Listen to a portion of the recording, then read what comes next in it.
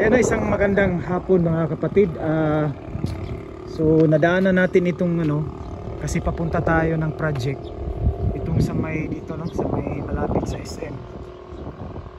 So parang may dito, may katabi dito, may isang para yatang kundo ito So sa ngayon talagang hindi tayo makapasok dahil sa pundasyon pa. Pero ito yung natin dito. So kinuha lang natin clip dito sa may sa may malapit sa SM. Ayan. So ito